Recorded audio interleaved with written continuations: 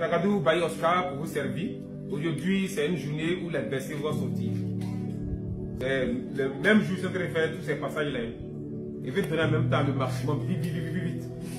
Donc aujourd'hui encore, tout à l'heure encore, nous allons voir un autre passage qu'on va utiliser, encore le 7.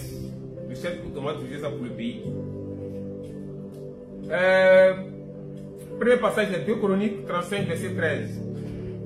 2 Chroniques 35, verset 13. Oui. La parole de Dieu. Oui. Il fit cuire la pâte au feu. Oui. Selon l'ordonnance. Et il fit cuire les choses saintes dans des chaudières. Il fit cuire les choses saines dans des chaudières. Des chaudrons. Des chaudrons. Et des poêles. Oui. Et il s'empressait de les distribuer à tout le peuple. Ok, Jérémie 1, verset 13.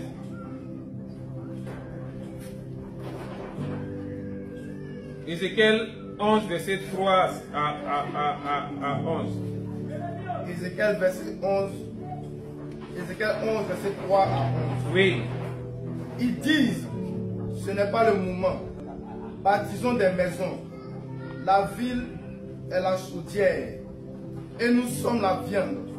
C'est pourquoi prophétise contre eux. Prophétise, fils de l'homme.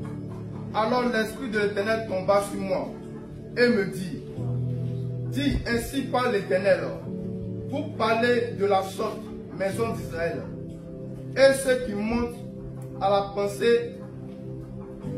pensée, je les sais. Au verset 6, vous avez multiplié les meurtres dans cette ville, vous avez rempli les rues de cadavres. C'est pourquoi ainsi par l'Éternel, vos morts que vous avez étendus au milieu d'elle, c'est la viande et elle, c'est la chaudière. Ok, ils vont finir de lire, ils vont lire ça le reste à la maison. Jérémie 1, verset 13. Jérémie 1, verset Pour 13. préparer Zacharie 14. Jérémie 1, verset 13. Oui. Lis la parole de Dieu. La parole de l'Éternel me fut adressée une seconde fois. Oui. En ces mots. Oui. Que vois-tu? Je répondis. Je vois une chaudière bouillante du côté du septentrion. Zacharie 14, verset 20 à 21.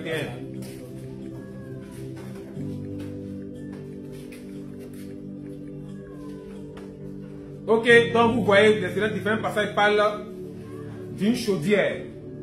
Dieu a sa chaudière, c'est Dieu qui a envoyé l'histoire de chaudière. La chaudière, c'est comme une marmite. Comme une marmite.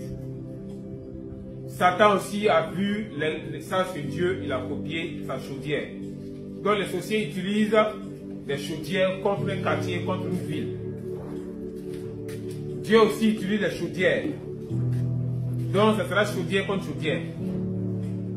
Dans tous les villages, ce sont les chaudières des sorciers qui règnent. Dans toutes les villes, ce sont les chaudières des sorciers qui règnent. Nous devons prier pour détruire les chaudières des sorciers et faire régner la chaudière de Dieu dans le village, dans la ville. Donc la chaudière de Satan doit être détruite en Côte d'Ivoire. La chaudière de Satan doit être détruite au Cameroun. Quand les sorciers ont les chaudières chez toi, les morts se multiplient. Les morts dans les maisons, à l'hôpital, les morts dans les carrefours, dans les rues. Ça, c'est la chaudière de Satan qui est en train de se manifester. Quand la chaudière de Dieu règne, c'est l'évangélisation qui règne. C'est la conversion qui règne. C'est le nom de Dieu qui va de mètre carré à mètre carré. Donc, on doit demander à Dieu sa chaudière pour notre pays. La chaudière de Dieu doit prendre possession de notre église. La chaudière de Dieu doit prendre possession de notre maison. La chaudière de Dieu va sortir le 7 août. Nous allons prier avec cette chaudière. Tous sont des prières, ça va choquer ce jour. La chaudière de l'Éternel. Nous devons être transportés par la chaudière de l'Éternel. nous devons être tous dans la chaudière de l'Éternel. On est dans cette chaudière-là uniquement des choses saintes. Ton fils est voyou, ton fils est bandit. Il est ennemi de Dieu. Prie, demande à Dieu de prendre ce fils-là, de prendre cette fille prostituée-là, pour les mettre dans sa chaudière. La conversion va les attraper. Ils vont se retrouver à l'église. Les choses saintes dans la chaudière de Dieu, ce sont uniquement les choses saintes qui rentrent dans la chaudière de Dieu. Donc si un fils rebelle rentre dans la chaudière de Dieu, il sera sanctifié, il sera converti, il sera plus zélé que toi. Voilà encore une prière que vous devez faire. Soyez bénis. Vous êtes vraiment bénis. Donc nous vous attendons pour que le temps de Pogwe finisse. Le temps de Pogwe est en train de finir un peu. Il nous reste encore 1 million et quelques pour couvrir, pour mettre des portails, et puis les fenêtres, hein, quelque chose de 1,5 million, 1,5 million. Et c'est que les chrétiens à travers le monde sont en train de se mobiliser. Et je sais que jusqu'à la fin de ce mois, on va pouvoir fermer le temple pour que la commune de Pogwe soit libérée. Un seul chrétien peut libérer une ville. Un seul chrétien peut libérer un village.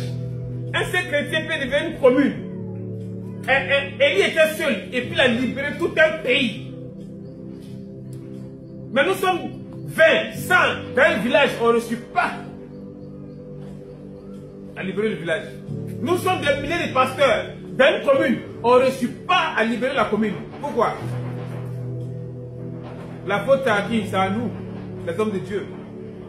Donc moi j'ai décidé, la mission mondiale décide, avec tous ceux qui sont de près comme de loin, liés à la mission mondiale, nous allons libérer chaque lieu où nous allons mettre pied.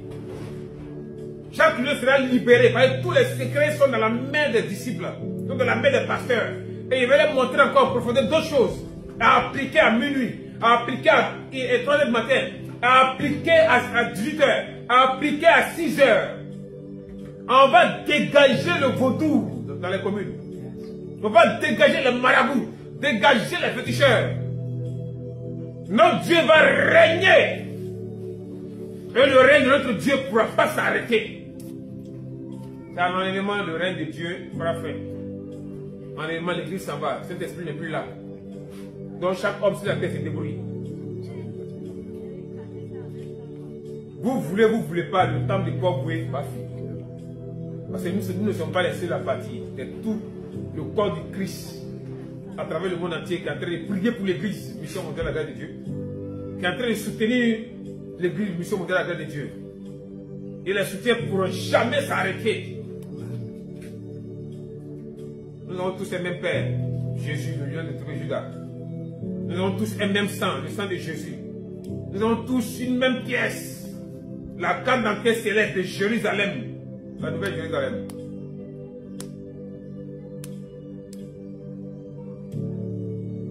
Si deux personnes s'accordent sur la terre, vous demandez quelque chose à Dieu, Dieu là accorde cela.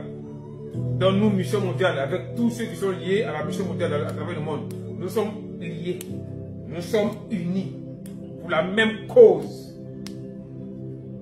Donc que le diable ne se fatigue pas, que les satanistes, les frères maçons ne vous fatiguez pas, les néphiniens ne vous fatiguez pas.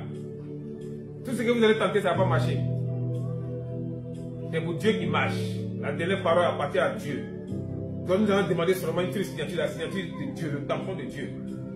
Sur chaque commune, Dieu a mis son tampon. Et les gens vont se convertir par milliers. Le réveil va prendre toutes les villes. Rien ne peut arrêter ce réveil là, c'est pas possible. Dans la chaudière de Dieu, nous allons prier avec la chaudière de Dieu le 7 août. Pour que Dieu fasse descendre sa chaudière en Côte d'Ivoire.